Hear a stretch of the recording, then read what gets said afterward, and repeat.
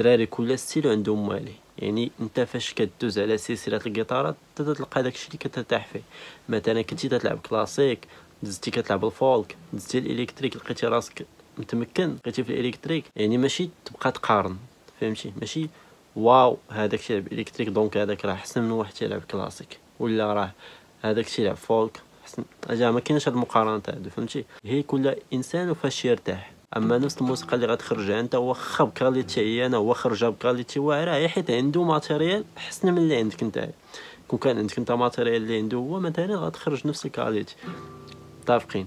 يعني واحد الحاجه كتلعبها انت، مثلا تلعب انت جيتار كلاسيك تتخرج واحد النوطه تتبان لك ماشي حتى ليه، وواحد الانسان تيضرب اللي يضرب وتتبان لك بانه عنده زوينه وكذا، هذا ما تعنيش بانك انت ما تتعرفش ولا شي حاجه، انت هي ما وصلتش لهذاك الماتيريال اللي عنده. اما نفس هذيك النوطه لو كنا نعطيك انت هذاك الماتيريال اللي عنده غتخرجها نقيه واعره، فهمتي؟